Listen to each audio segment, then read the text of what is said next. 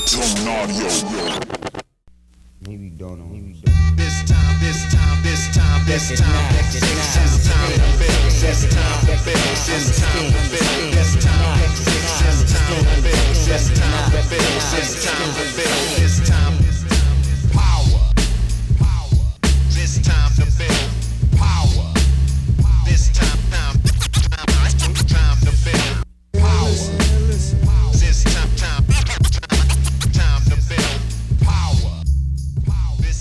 What's up, everybody? I'm your host, Chris Hampton. Welcome to the Power Company Podcast, brought to you by PowerCompanyClimbing.com.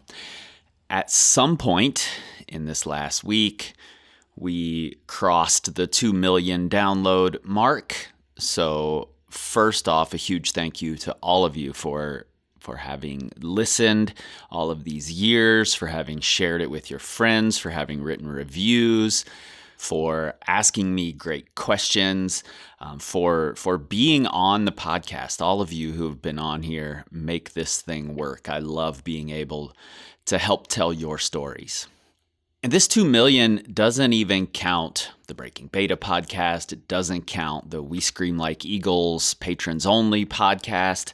Those are entirely separate things. If I counted those, we'd have hit 2 million quite a while ago. This is just this first podcast that in those first few episodes I was saying, I don't know if I'm going to continue this thing or not. Well, here we are, 2 million downloads later. And as a way to say thanks to all of you, I want to do 3 things. Number 1, today you're getting a bonus episode. This episode went out to our patrons on the We Scream Like Eagles podcast. They get at least 2 bonus episodes each month, usually board meetings. We also have our influence series on there where we talk about the influence certain climbers have had on our progression as climbers. And Nate and I occasionally talk about our own climbing and where we're at in our journey. In 2021, the patrons got bonus board meetings like Are Your Skills Current? When Failure is Not a Good Teacher? And Have We Overvalued Strength Training? So they're generally a little bit different than what we put on the podcast here. They're bigger, more philosophical questions, harder to have concrete answers to, but things that we all struggle with. So Nate and I love digging into tackling those bigger questions. And if that sounds like something you would be interested in, if this episode is something that you enjoy, you might like those board meetings over on the We Scream Like Eagles podcast. And you can get those for as little as $3 a month. The link is right there in your show notes. Number 2, we are giving away 3 free self-guided proven plans. We have proven plans for every level of climber, so it doesn't matter if you're just starting out or if you're an expert. We've got a plan that fits where you are in your journey. We've looked at the patterns we've seen from climbers over many, many years and thousands of clients that we've worked with, and those patterns at specific levels became our proven plans. Those run through a mobile app, and you have access to a group chat inside the app with some of the coaches and with everyone else who's doing a proven plan. Those people have often gone through 2 or 3 and can really help you out when it comes to the questions that you might have. You also have the option to purchase coaching when you sign up for your proven plan. To enter to win one of those 3, all you have to do is go to the page right there in your show notes, or you can just type in plugtoneaudio.com, go to the bottom of the page and sign up for the Plugtone Audio email list. There you'll get news about the new shows that we're developing. I've mentioned before on here that I've started, along with my friend Devin Dabney and our friend Emily Holland is working with us. There's a crew of us building podcasts, building shows, helping podcasters. You'll get news about the new shows that we're developing at that email list. So go get signed up. We'll be drawing the 3 winners on Friday the 28th, so 1 week from today. And that brings us to number 3. The third thing that I'm doing for you as a gift for getting us to 2 million episodes is I'm going to take a break. I've been at this a long time at this point, and very consistently. This is episode 260 something, not to mention the 60 some episodes over at We Scream Like Eagles. And honestly, I think it's a good thing for you if I take a break.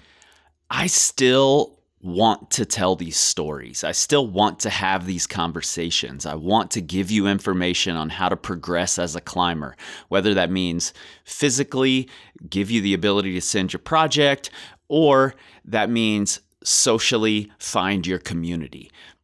I want to help with all of those things, and I want to get more focused. Honestly, the current state of climbing podcasts leaves me wanting a little bit. There's more we could do with this medium. We could tell better stories. We could tell more concise stories.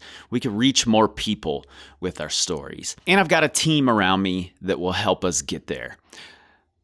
So for these few months that I'm going to be taking a break from the Power Company podcast, I am not taking a break from podcasting. In fact, I'm leaning in harder. I'm refining my skills. I've just bought new equipment. This will be the last episode of the Power Company podcast on the old equipment. Everything is going to get an upgrade. And when I come back, it's going to be with a new focus, with a slightly new format, and with some things that we haven't done on here before that I'm excited to try out. I also have several other podcast projects I'm working on. Of course, there's Breaking Beta. Paul and I will be working on season 2.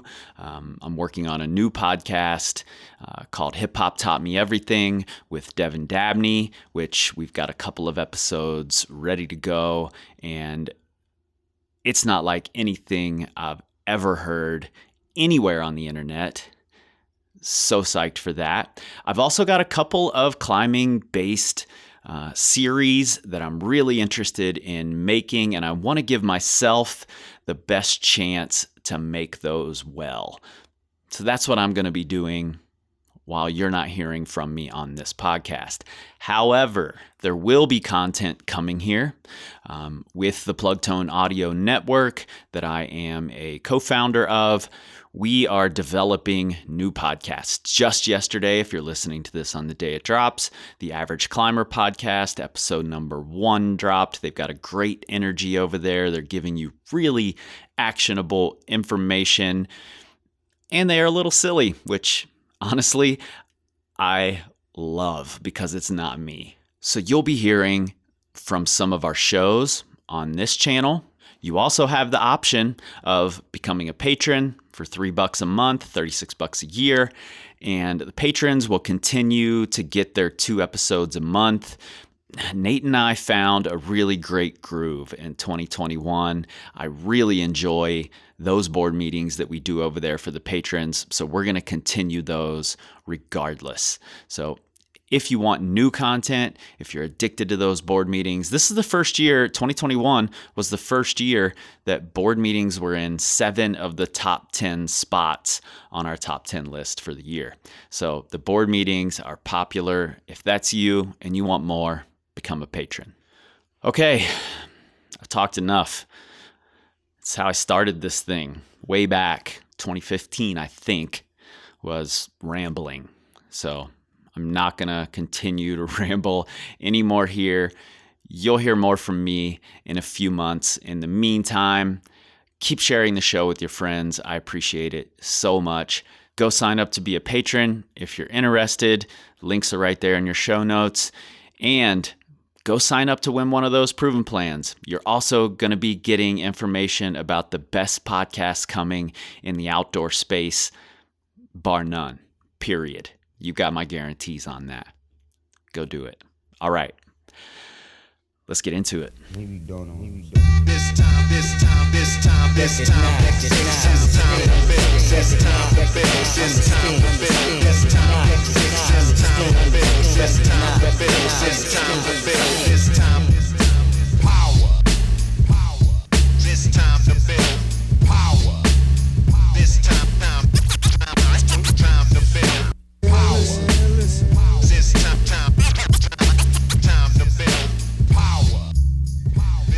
What's up, everybody? I am your host, Chris Hampton. And this is Nate Drolet. Man, somebody is going to say you said that different. I believe it. You said it with more pep in your voice. I had someone the other day tell me I sound so sad when I say my name. I was like, well, this is Nate Drolet. This is Nate Drolet. Well, half the time I'm also like caught off guard because you're like, okay, you ready? I'm like, yep. All right, here we go. And it's like, roll right into it. There's never much of a pause. See, I was like, I think I'm going to try and say it a little peppier this time, but clearly that's where it got me. Well, we got to start over now. Yeah. We're sitting down to talk about some of the performance shortcuts. I don't know if that's the right word. Quicker ways to better performance that can also stunt your growth if you're not careful. Mm-hmm. And I think there are a lot of them, but I've got a little list here. I don't know if you have anything different on your list, but yes. Maybe we just go through each of ours and talk kind of quickly about each one, just as food for thought. Yeah. You want to start, or you want me to? Sure. You can go ahead and start. It was your topic. All right. Number one, I think, and this is something you and I have talked about that is super helpful, is always looking at beta videos. Mm-hmm. I think it's really easy to do now. Sites like Beta Cache, if you're not familiar with Beta Cache, you should absolutely be using it. Oh, man. But don't use it all the time. I think this is one of those, it can help your performance in the moment. And it can be great for like if you're trying to make the most of a short trip, or if you just find yourself absolutely stumped by something. But ultimately, that shortcut, I think, will stunt your ability to think outside the box and find beta for yourself. And it's going to lead to you being more and more stumped on things where there's not beta videos, whether it's a first ascent or just something obscure or in an area where nobody's videotaping themselves very often. Or if you don't fit the regular size. Right, exactly. There's only if you videos just can't do that beta. Yeah, there's only videos of 6 foot tall bros doing it. Like, and you're not a 6 foot tall bro, you're going to have trouble if you don't know how to change things to yourself. Yeah. So I think that's number one. It's definitely a good performance enhancer. Oh yeah. But we should definitely not be using it all the time. Agreed. Is there a good alternative to this that you like instead? I mean, I like sharing beta with people. If you're working on it with a partner, I'm not a big fan of like just spraying beta at someone and, hey, give me the answers, or, hey, let me give you the answers. I don't like that, but I do really like the sort of communal sharing of beta where you're both working on a puzzle that you're trying to figure out. I think having a partner around at your level or roughly thereabouts is really great for that. And it can help you see how to think outside of your box. Yes, I completely agree. And that's what I was going to say as well. I think it is so valuable to spend time around other climbers. Like if you're in the gym, I try and have any of my clients who struggle with problem solving. The first thing I recommend is go to the gym during the busy time and climb, like pick your projects based on where other people are. Because if you try something with 4 other climbers, chances are all 4 of them are going to be different sizes. They're going to have different skill sets. Some are going to be weaker. Some are going to be stronger. You're probably going to see 4 different methods. Yeah. And so cool. Yeah. And it's not even just, I'll take this from this from that. You get to watch the problem solving from 4 different climbers. Yep. And like you get to have these conversations. There's so much that happens, so much interaction. You get 4 times as much learning out of this by being able to experience this and see everyone else's experience. Incredible. Yeah, it's so cool. Yeah. And you get that without just basically being spoon fed the beta, because chances are none of you know what the best beta is. Like, you're all going to have to work through it, but this is just an accelerated version of that. Yeah, and there is no one best beta for 99.9% of rock climbs out there. Different styles, different sizes, different strengths, different weaknesses, different movement capabilities, different mobilities. They're all going to influence what is the best movement solution for you. Mm-hmm. And that's going to be different for the person next to you, even if they're the exact same height, weight, and have a similar style, their solution might be different. Absolutely. Yeah. So I think that's a good one. I love using beta videos anytime I go outside and I'm trying to send something quickly. Yep. Like, I have the intention of, okay, I'm going to have multiple videos on my phone downloaded so I can go through. I'll try and get different angles. I'm going to look at what is the landing light? How many pads do I need to bring? Different height climbers, all these things. But I don't do that for everything. And I think it's important not to. Yep. I've also used beta videos after the fact. I've already done a boulder. Yeah. And then I go watch beta videos and I'm like, oh, let me see all the other solutions people have come up with, especially if it's in an area where I'm spending a lot of time. And then I'll go back. And if there's a move that I saw somebody do that I'm like, whoa, that looks cool. Yeah. I never thought of that. I'll go back and just try that move that way just to see it. I think beta videos are fantastic for that. Agreed. And that's same thing in the climbing gym. Like, there are times where if I go and climb on something and maybe no one else is around, if I do it, if I'm just not sure, I'll go ask a setter, or I'll go ask someone else who I know might have already climbed on it or done it. And I'll be like, hey, how did you do this? Yep. And for the same reason, like, I want to know, was I missing something? What other options are there? And then sometimes I'll go and I'll repeat those methods. Mm-hmm. So yeah, I think it's a cool one. What's on your list? Bolt to bolting every route on your first try. Yep. That's a good one.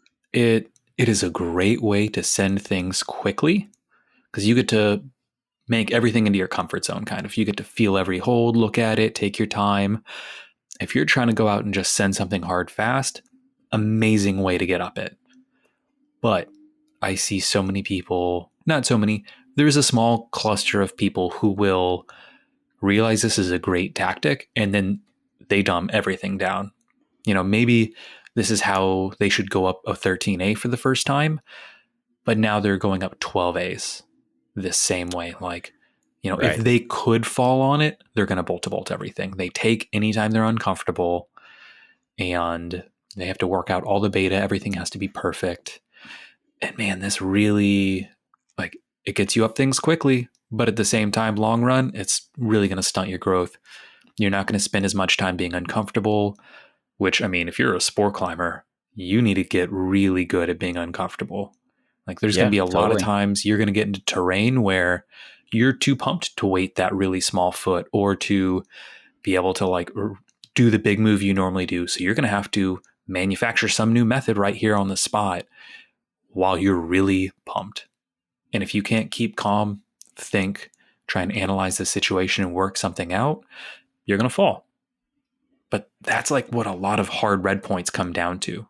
Yeah, like, totally. Something goes sideways. This goes back to your number one tactic for when we talked worst sport climbing tactics, which yours was, people who don't engage with sport climbing in various different ways, trying on-sighting, short-term projects, long-term projects, flashing, second try sends, all of those different variations should be in play.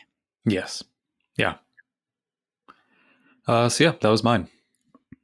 Yeah, I like that one a lot.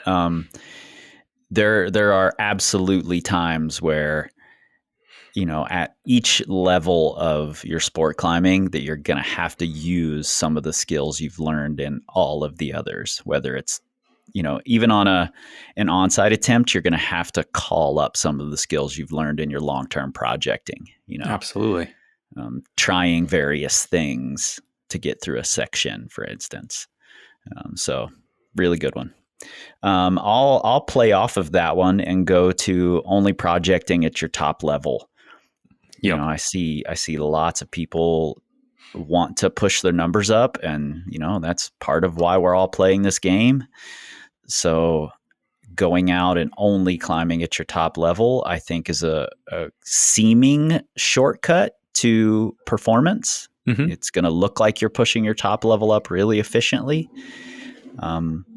But you're not building momentum. You're not building experience. You're forgetting how to send quite often when you're only spending your time at that top level.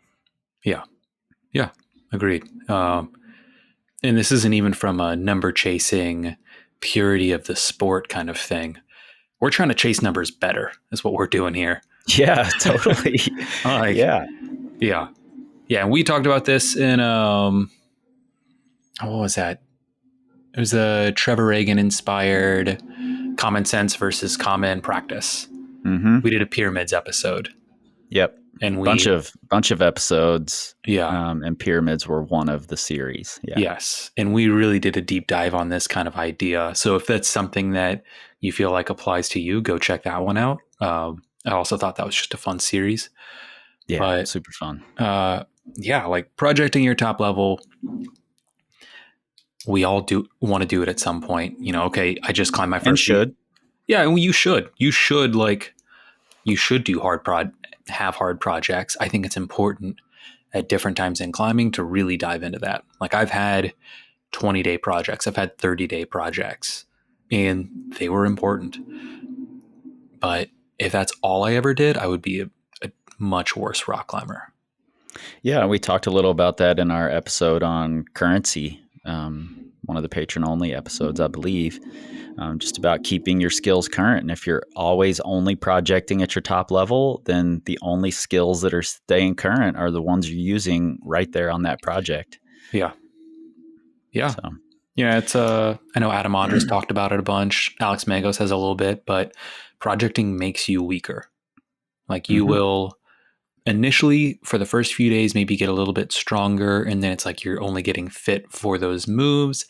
But then because you're going to be more efficient with every single move, like the intensity of the movement is actually going down. So you are like, there's less of a stimulus. You're going to get weaker over time because there aren't enough unique stimulus in your climbing routine.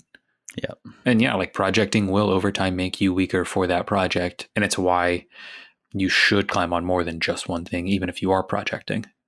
Yep, totally. All right, what's next for you?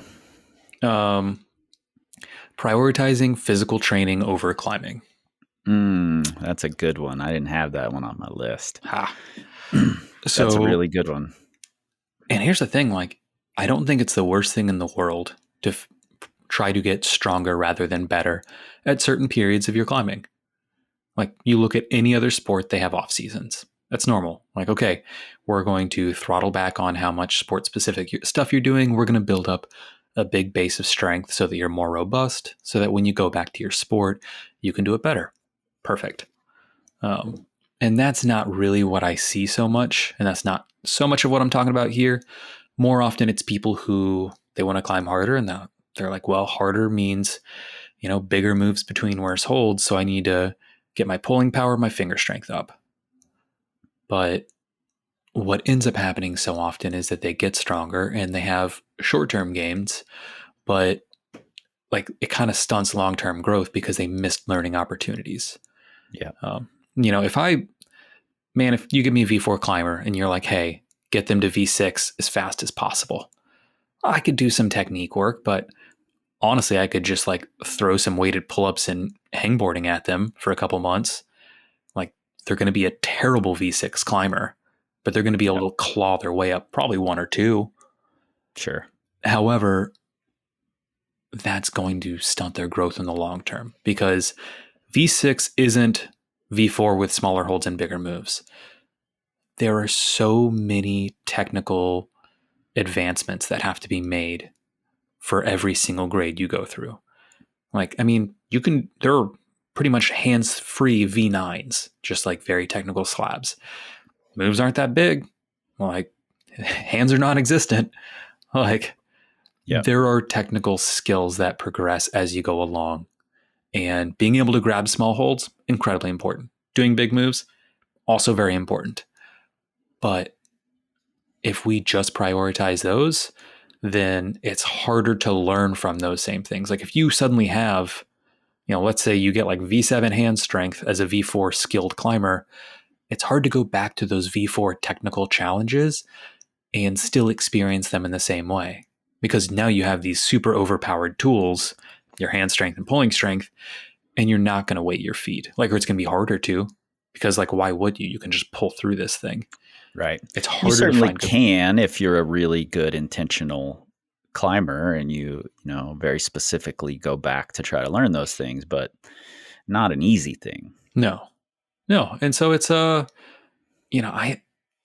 all about strength training. I love it. And I think it's one of those things that should be more consistent rather than, hey, we're going to stop everything and just get really strong. I think that's a better way to go. I think getting strong is good. It will help keep you more healthy. You get to climb harder things. Harder things tend to be more fun a lot of times. But let's look at the big picture here. Let's, take it slowly. We're not trying to rush to get really strong. It's the same thing. I wouldn't say, hey, abandon anything physical and only go climb slab for 9 months to get technically really great. It's like, no, okay, that we could just as easily keep being strong and strength training and also climb slab. And why wouldn't we also climb overhang? Taking this very niche approach just isn't it. Yep. And I think we talked a little about this in our, have we overvalued strength training patron episode, which some people got a little bit out of shape about, and they took it as, have we valued strength training when we shouldn't have, instead of have we overvalued it? Lots of people are like, well, strength training is valuable. And I'm like, I know. Yeah. That's why we do it. But have we overvalued it? Is it more important than these other things? And I think you're exactly right. And I'll slightly kind of shoot off of that to just training in place of performing, or in place of, getting to go outside and rock climb. I've definitely seen people who believe that, given the option, do I go outside and climb on relatively easy, moderate things, or do I stay inside and train? And very often those people who are looking for the performance gains will stay inside and train. And oftentimes I see those same people go outside and their literacy, their currency on real rock is not up to where their physical gains are from being in the gym. And they don't have the time in their season to see those physical gains show up on the rock. Yeah. So I think that's an easy mistake to make. For sure.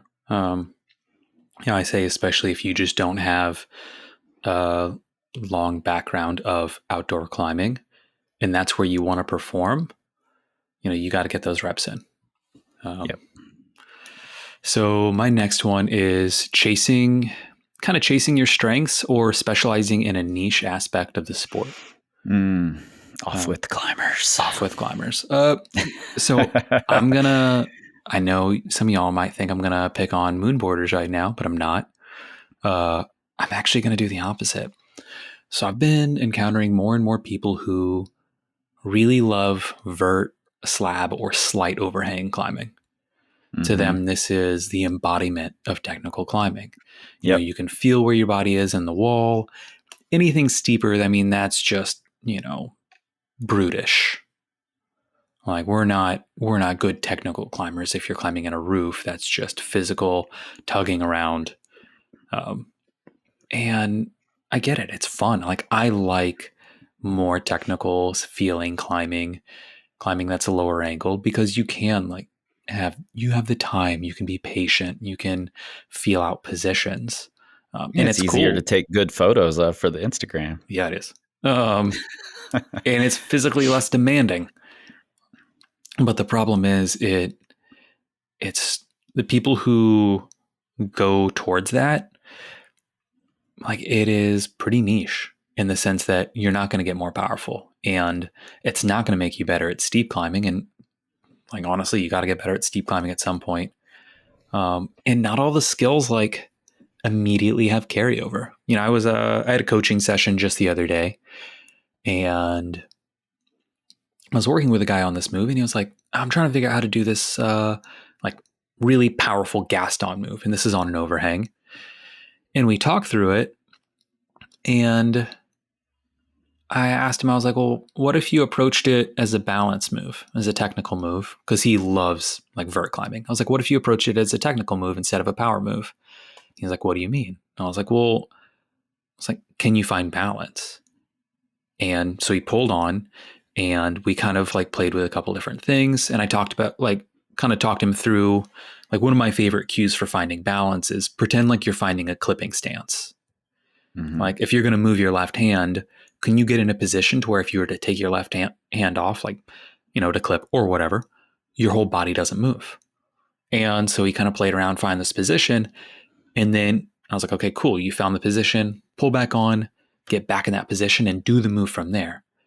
And he did. His body didn't sway at all. And it went from being this really powerful, like, you know, Gaston to Gaston, heinous move, feet cutting, to he just did it. And he hopped off, and he was like, oh, he's like, that was like a vert move. I was like, yeah, like these skills can transfer up and they can transfer down. And if you only ever spend time on vert, like you're going to miss out on that.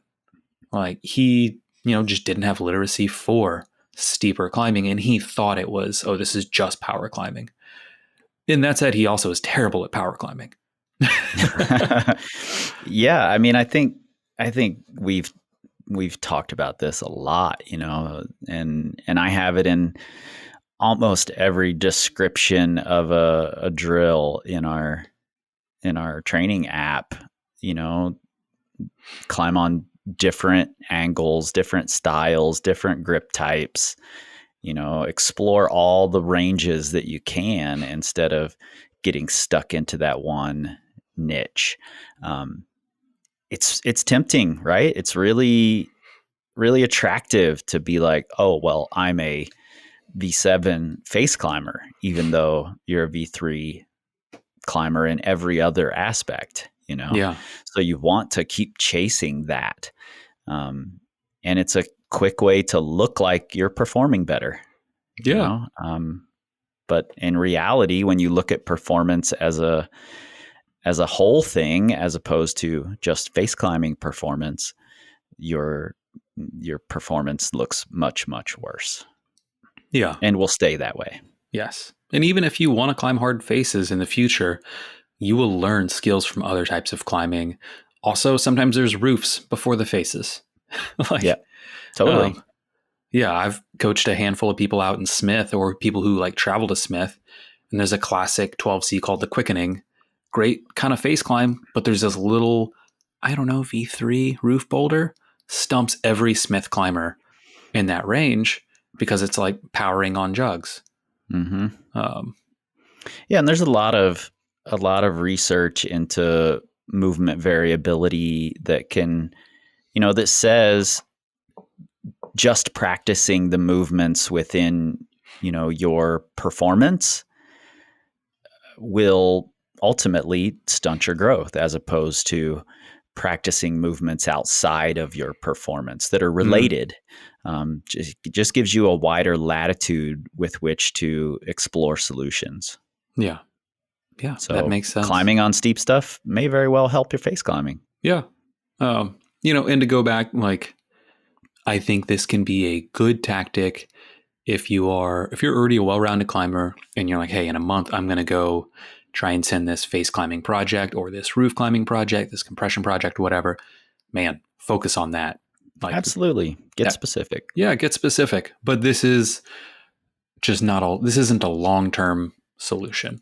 Yeah. If you're a client of mine and you want to get specific training for your face climbing project, and then you do that one, and then you want to get specific climbing for your training for your face climbing project, and then you do it again and again and again and again, I'm going to go, hey, let's find a steeper project, or maybe we've spent enough time getting specific for your face climbing. You can keep trying those face climbing projects, but let's spend some time in the gym on steeper stuff or slopey stuff. Yeah, absolutely. Yep. You started going down this path and then backed away from it. I'm going to go down it. Board climbing only, I think, is a mistake. I've been thinking about this a lot lately, and it came up in the community forum today. We were talking about the constraints-led approach to coaching and ecological dynamics, and board climbing. It's very popular. It seems like, oh, this is the way forward. All these strong climbers are climbing on the boards. It's the way to get better faster. Mm-hmm. It's a shortcut to performing better. But every board within its own ecosystem is basically a closed system. You don't get any other inputs. You don't get any other stimulus. So if you're only climbing on the kilter board, for instance, the holds are all pretty similar. So that's how you're going to grab holds, and that's how you're going to get good at grabbing holds. And same for the moon board, same for the tension board. There are things that the tension board does really well, but it doesn't do super wide variety well. We want big slopers. We want compression moves on, tiny crimps as well as big sloping holds. We want all of this variety. We want different angles, and a lot of gyms have fixed angle boards. A lot of people at home have fixed angle boards. Yeah.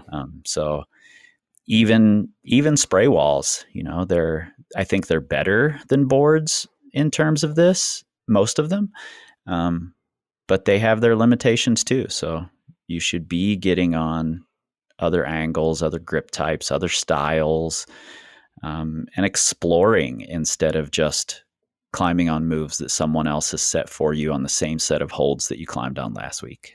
Yeah. Yeah, I'd agree. I think boards can be great. I think they're really great in supplementing with outdoor climbing, because outdoor climbing is an incredible amount of variety. And you see, I think a lot of the people who do very well as far as performing outside while using boards to climb, they have a massive library of movement from climbing outdoors. Exactly. So I think the balance can be there. Like, do they need to go climb comp style boulders indoors? As long as they're getting a great movement variety outdoors, awesome. Yep. But yeah, you should definitely look into what you're doing. If you predominantly climb indoors most of the year, if nothing else, like, make up your own moves. Like, try some other things, like go warm up out in the gym before you climb on the board. Just add something a little different. Yeah, if you're a person who spends most of your time in a gym because you're not near climbing, or you've got, obligations to work, family, whatever, that keeps you in the gym most of the time, schedule in some performance days at different gyms. Yeah. Oh man, that's a ton of fun. Different setters, different angles, different holds. I think that's a really valuable way to go. Yeah. Yeah, absolutely. All right. My next one is waiting to be in shape before you challenge yourself. That's a good one, and want to hear all the fucking time. Oh man. There's, like all the others, there's a lot of value in this aspect, but it can really become this permanent cycle of, I'm just trying to get back in shape. Like, I don't. And to be honest, I fully believe that I'm going to be in better shape always. Always. Even in my top shape, I'm like, I could still get better. I too am delusional. Just Yeah, I mean, it's like I always, man, my top shape's always right around the corner, and I'm always working to Yeah, get there. But I can't use that as an excuse to not try. exactly.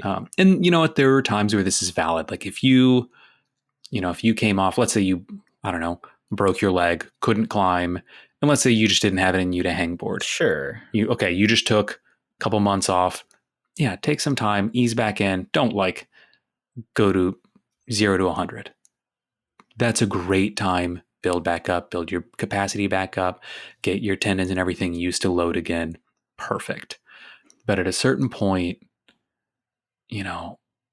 it's really easy to get stuck in this mindset of, well, I've had stuff going on. I'm not really fully in shape. So I'm just going to, this is my get back in shape session. Or you'll see these people out at the crag and they're just repeating stuff they've already done because they're getting back in shape.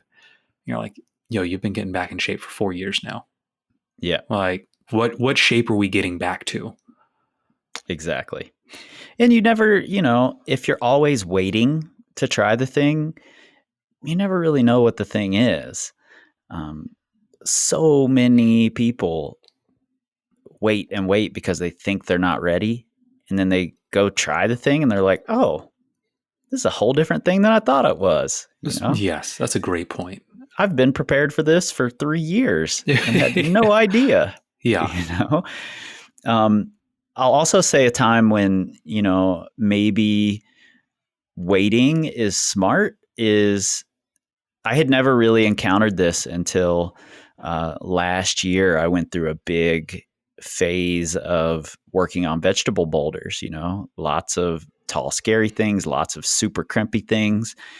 And I was getting a ton out of it, but I hadn't realized how much my currency on my style and just my currency on, boulders that should have been moderates for me had dropped.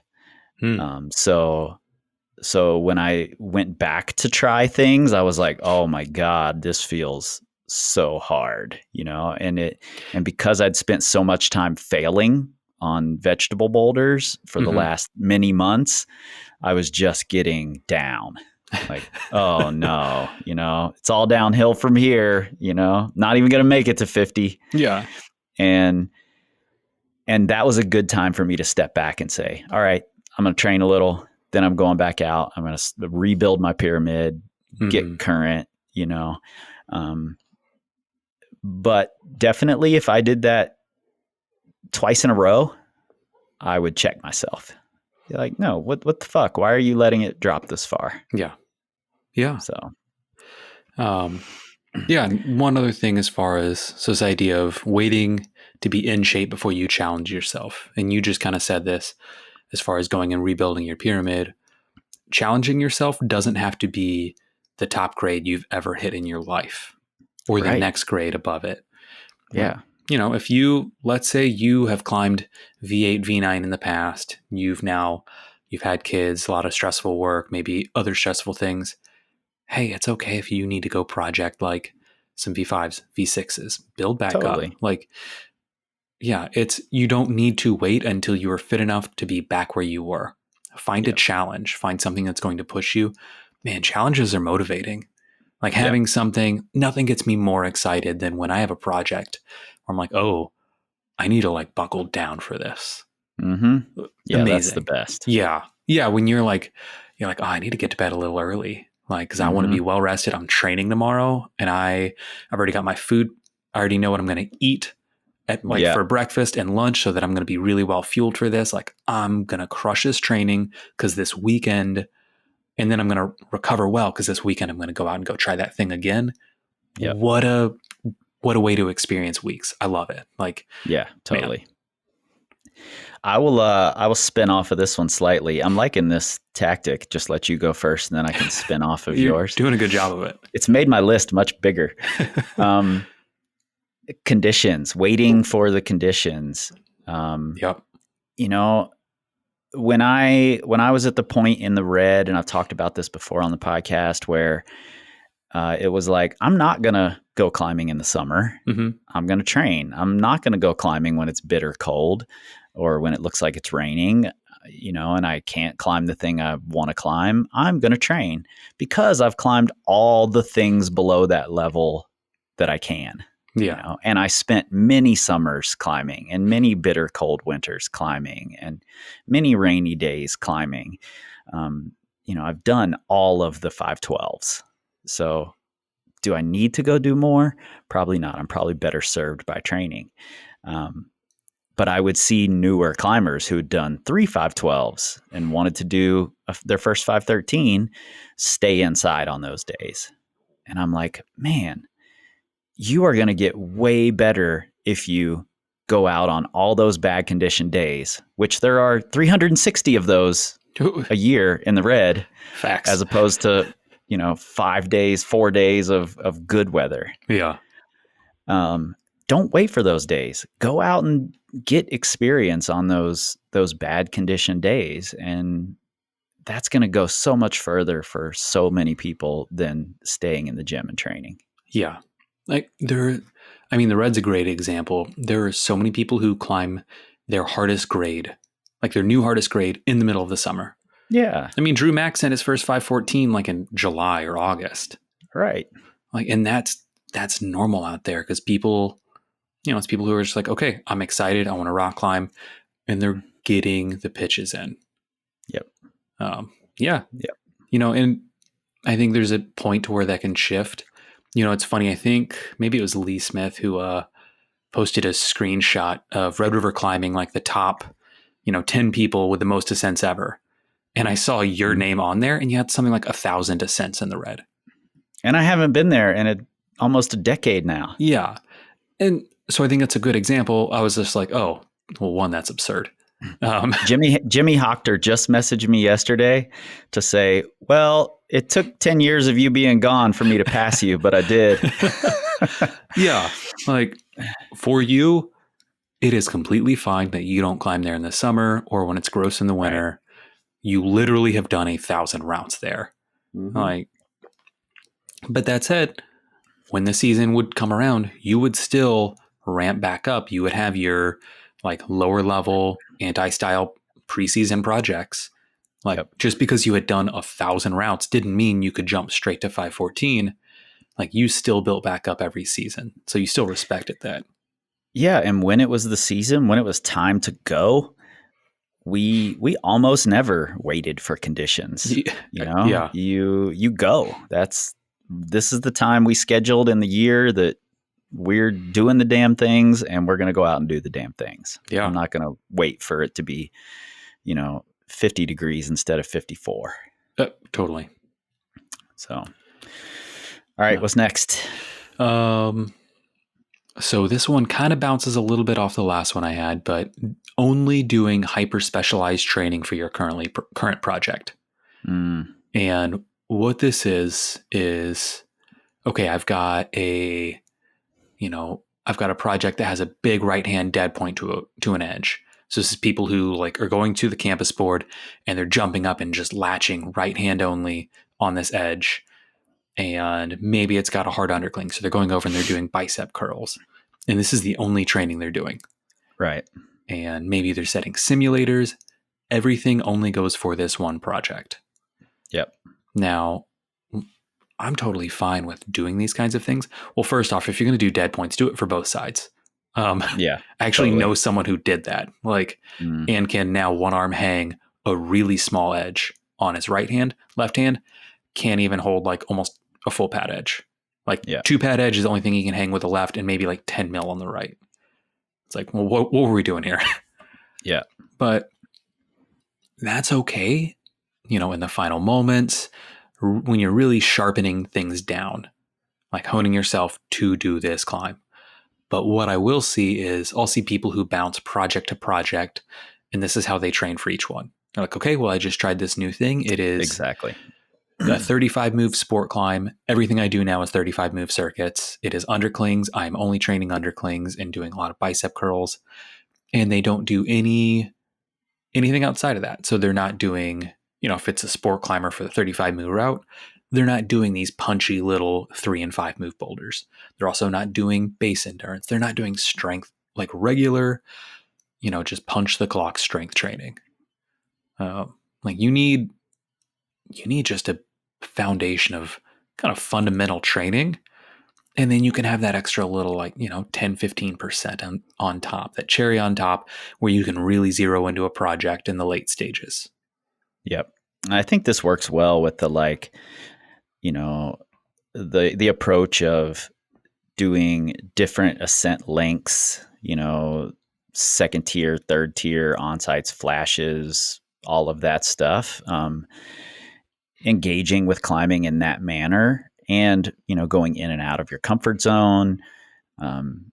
Because if you're doing that, then you don't need to set simulators and be super specific about everything you're climbing on.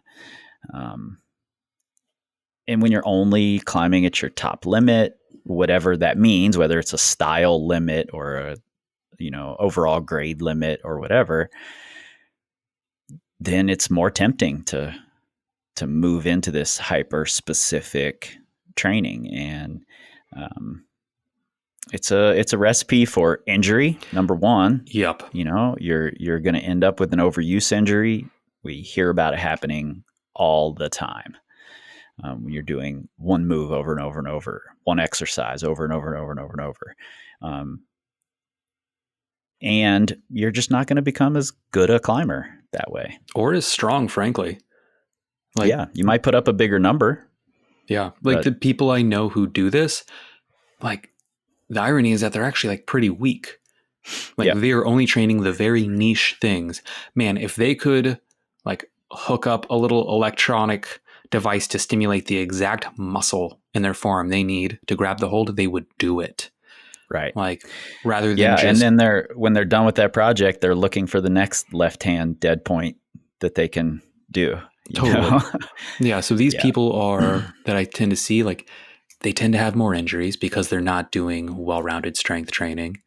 And they tend to be really weak because they are only training these rate limiting things just as much as they need to send.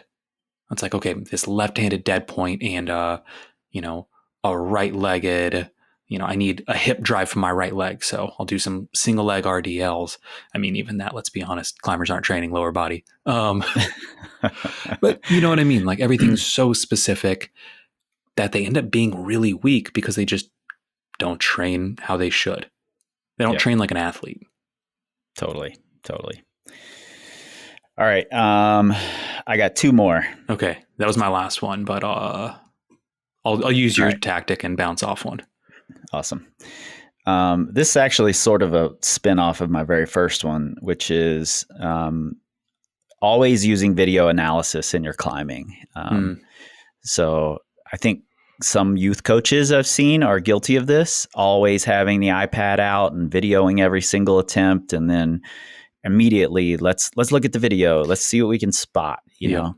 And I think this is a really valuable thing to do now and then.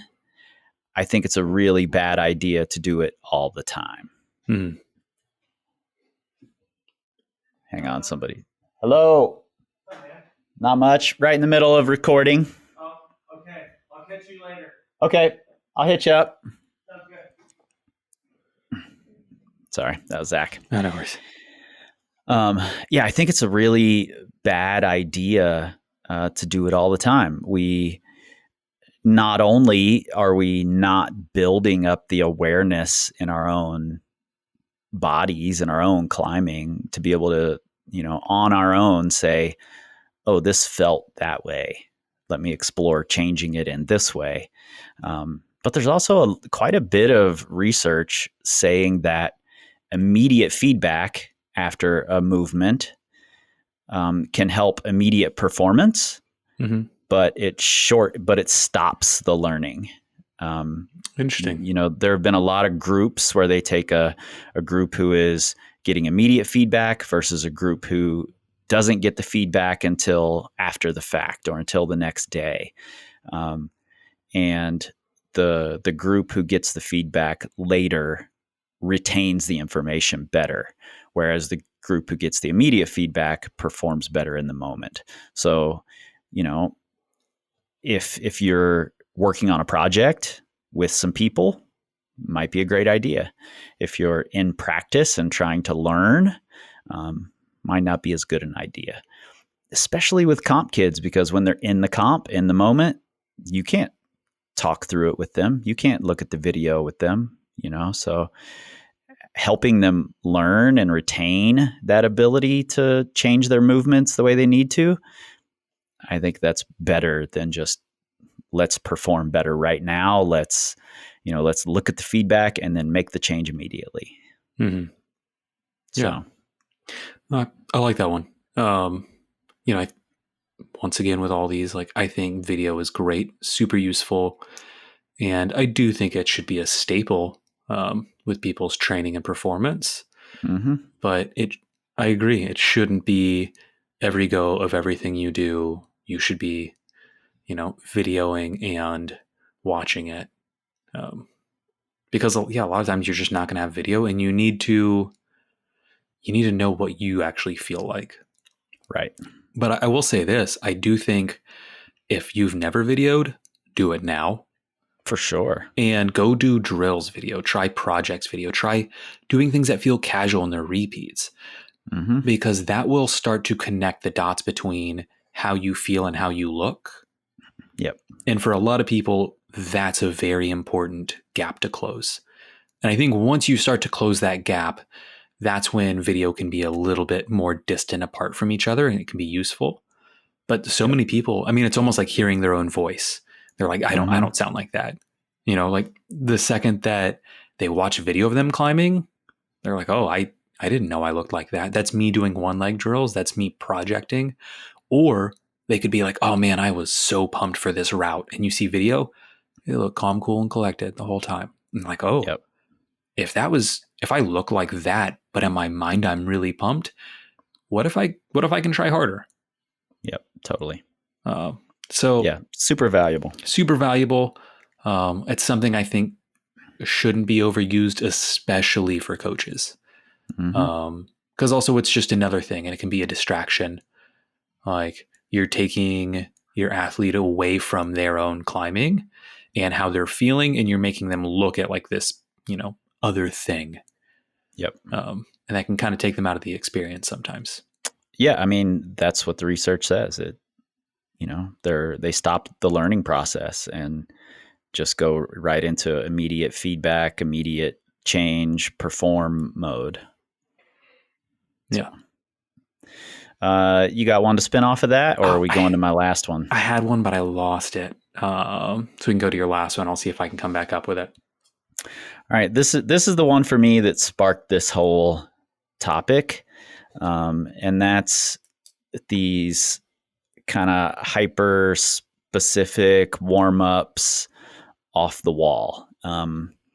Like using flashboards to warm up, doing post-activation potentiation type things to warm up. I think those types of warm-ups are great. Mm-hmm. I'm all for them. But what I started seeing, for instance, I saw this at Craft in Vegas while I was there. I bet I saw 15 people warming up on a flashboard and then getting right on their projects and climbing like shit. Honestly, up until the last 5-6 years, I could watch somebody on a boulder problem or on a route and tell you roughly what their top level was. How good is that climber? Now it's like I see somebody on a V7 and almost doing it, and I would have guessed they were a V3 climber. Mm-hmm. And I think that's what's happening here. They're avoiding the warm-ups, the lower level stuff, the moderates, and going straight to the projects. And there's so much to gain from doing the V3s, V4s, V5s, V6s before you get on the V7 or the V8 project. Mm-hmm. And obviously there are times, when you actually need to save skin, when you're time stretched and, this is the only thing I want to climb here. Sure, go for it. But if you're doing it all the time and you're doing it partly because you're afraid of the moderates, because the V4 takes you as long as the V8, then maybe you should be climbing the V4 instead. Yeah. Or, climb the V4, then try the V8. And if you're tired, who cares? Come back. Yeah. Or, exactly. I think this is a great one. Like, I love off the wall warm-ups. Me too. I think they're important. I think it's a huge step in the right direction for climbing as a sport. One of the things that limits people more than anything in climbing is injury. And it's been proven thorough warm-ups help reduce injury. Like warming up well and strength training, you do those two things, you're going to drop your injury risk dramatically. Yep. So I'm a fan, but I agree with what you're saying. I think this is maybe a trickle-down effect from what we see pros do. Exactly. We want the better performance too, so we just mimic what they're doing. Totally.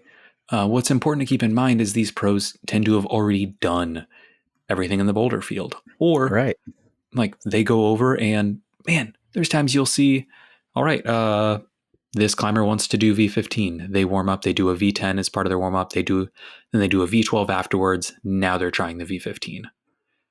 Like they're not doing a V0, doing some pull-ups on a flashboard and getting on it. Right. Like they're doing other things when they have them accessible. Like if they're getting straight onto the V15, they're very often getting on the V8, V10 part of the V15 first. Yes. They're warming up there, but they have this giant background of movements and boulders and climbs and that they can fall back on. They've done a massive amount of climbing and they understand it, and they understand what getting warm feels like, and being ready to try really hard feels like. Whereas this person over here warming up on the flashboard has done 2 V3s, a V4, but now they're projecting the V7. Yeah. And I'm talking all time, Yeah. You're going to get far more out of climbing the easier boulders. You're going to become a better climber faster by climbing the easier boulders than you will just by warming up on your flashboard or whatever, and then getting on the project boulder. So I think it's a super valuable tool. I use mine, Mm-hmm.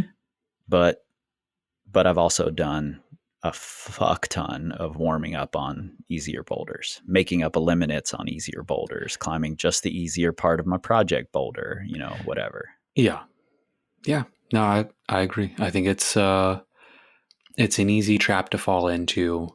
I'll often hear people say, well, I don't want to warm up too much because I'll just be tired for my project. Yeah. And my response is, if doing, I don't know, like 7 or 8 climbs before you hop on your project makes you tired, you're out of shape. Yeah. Like and it's not warming up anymore. If you're getting tired, it's not warming up anymore. You've gone beyond that. You're doing something different. Yeah. You need to understand and respect your level. Yeah. And maybe up that level is kind of what I'm saying at. Yeah. Like, over time, up that level. Absolutely. Yeah. Like I've climbed with a bunch of people who they just don't want to warm up. So like, well, I won't have enough energy for the day. It's like, okay, you've been saying this for like 5 years. You'll do literally 3 climbs to warm up. Yeah. Maybe now they'll do something like pull on a flashboard, and then they're only strong on their project for like 45 minutes because they don't have this capacity. And how you I hear that actually in the Proven Plan group chat pretty often. People are like, well, by the time I get to projecting, I'm too tired. And I'm like, hey, if the 10 warm-up boulders you had to do made you tired, then good. Over time, they won't anymore. Yeah. So keep doing it. Yeah, totally. If a thorough warm-up makes you exhausted, and it's not even thorough, just like if a warm-up makes you exhausted, that's step 1 then. Make it to where you can actually climb for 2 hours consistently. So yeah, I like that one. All right. Anything else from you? I got my last one. All right. What is it? Doing things that aren't fun to you just because you think that you're supposed to. Oh, I see what you're saying. like following all of the advice and saying, "Oh, I'm supposed to do this. I'm supposed to do this. I'm That's supposed going to make me train. better." I'm supposed to go do comp boulders. I'm supposed to use tactics. None of this is Yep. fun. Like, man, yeah, having fun is important, especially I will say earlier on in your climbing career. Like, there's a point to where maybe you're going to have some more type 2 fun. Like, I really liked your interview with Carrie Scott where she said she was talking with Will, and Will was like, "Who told you that climbing was supposed to be fun?" Yeah. I was like, oh man, that's such a Will Englund statement if I've ever heard one. But having fun's important. There was it wasn't research done, but there was a look at a bunch of top level pianists, and I think maybe hundreds of them, but there was one thing that they all had in common. So all of them had, let's say, like, I think 4 to 6 music teachers at some point throughout their career to get them to the level that they're at right now. But they all had one thing in common, and that was that their very first music teacher cultivated a love of music in them. Mm-hmm. And that's huge. Like, that is so important. And I think that's why so many of us get sucked into climbing and get pulled in and just, we stick with it. It's because we love it. So yeah, like if you don't enjoy some of these things, like to a degree that it makes you not look forward to climbing, don't do them. Like, you can get good a ton of different ways. I think there's some good fundamental methods you can take to get better. But if some of these just don't sound good to you, like, don't do them, or find a way to make them more fun. Exactly. Yeah. Because if you're not enjoying it, you're not going to show back up. And you're probably not going to get better anyways. Like, you can be on the best hangboard protocol. You can go be building the most perfect pyramid. But if all you want to do is go project, go do that right now. Yeah, totally. And if you lean into this thing that you think, this is going to make me better, it's not going to be fun for me, but I'm going to go do it anyway because I know that I'm going to improve. And then you're halfway through doing what you plan to do, and you're still like, this is drudgery and I hate it and I don't want to do this anymore. You don't have to finish the thing you set out to do. You can always back away. You can always go do something else. Yeah. There's absolutely nothing wrong with that at all. Totally. Unless you're one of my clients. Then everything is wrong. You're fired. And if you're going to, like, some things aren't fun. Like, I hate hangboard repeaters. Honestly, like, there's some training I just don't enjoy. I don't do them. I don't do them because I hate them that much. Yeah, and that's just it. I'm like, I'll do like boulder doubles or something where I'm just climbing for 60 seconds. Yeah. And so that's kind of what I actually do. But if I was to do something like repeaters or anything I just don't like, put an end date on it. Like, you can do almost anything with an end date on it. I can't recommend that enough. Instead of being like, oh, well, I'm going to just do this year and, see how it goes. Just be like, hey, I'm going to do this for my next 10 sessions. Like, after you do one, you're like, oh, I only have 9 left. Cool. Like, before you know it, you're halfway through and it's just downhill from there. Like, end dates. And look, like you said, look for the fun in it. Yeah. While you're doing it. If you can find a reason to have fun, then great. Then you probably will improve from it. I have a ton of fun complaining about repeaters. I find other people who also hate them, and we just talk about how awful they are. Ton of fun. Yeah, I mean, for me, like, you've all heard me talk about the full crimp journey I've been on. But for me, it didn't really become a fun thing until I realized that there's new movement, new positions that are attached to it. It isn't just, oh, I need to grab holds in a full crimp. I'm like, fuck that. I can grab holds in a half crimp, all but 2, Yeah. 2 ever on earth. So I don't need to do it. But once I realized there's this whole new world of positions that come along with it that I can learn, then I was like, oh, maybe this is going to be fun and more useful than I thought. Yeah. So it took a long time. I knew I didn't want a full crimp, and so I didn't fucking do it. I didn't practice it for, 20 years. So it wasn't until that one thing that it clicked, and I'm glad it did. And I'm also glad I didn't go down the road earlier. Yeah. So No, I think that's a great way to go. I mean, for me, like with strength training, I really hated barbell movements. I don't know why. I think it's because deadlifts and squats are both really hard. mm-hmm. But then I found kettlebells. Yeah. And I was like, oh man, I actually have a lot of fun with this, and I'm doing the work consistently. Like, it's easy. I was like, when I first found them, I had just moved back into my van, so I could just keep 3 bells with me. I had my big like organic blubber, which is the perfect size for doing Turkish get-ups on. Like, this is great. I can just like sneak it in whenever I want. Strength train like 2-3 times a week. I can drive out to a park, go out somewhere where it's like sunny and nice, and I get to be outside instead of like having to go inside of a gym to go work out. Yep. So for me, that was awesome. And now I do use barbells and I use other implements, but I kind of had to open the door with something a little more enjoyable. Yep. Totally. Cool. That's a lot of them. That's a big list of don't fucking do this, except for do it sometimes. Do it sometimes, but yeah, but not always. Just don't get trapped in it. Yeah. All right. If you guys have not, join us over at the community forum, community.powercompanyclimbing.com, and join these conversations over there. I'm loving having people I can, bounce ideas around with and not getting caught in the Facebook scroll. So yeah. So hope to see you over there. And until then, join us on the Instagrams, the Facebooks. Though I don't really post on the Facebook at all anymore. Just to remind people to go to the community page.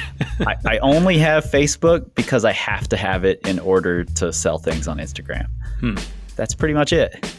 So maybe I'll take that out of the end of these podcasts entirely. Fuck the Facebooks.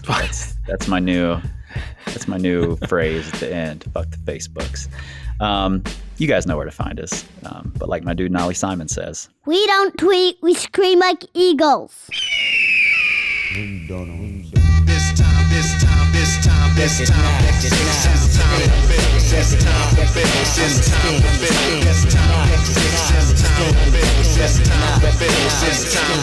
this time,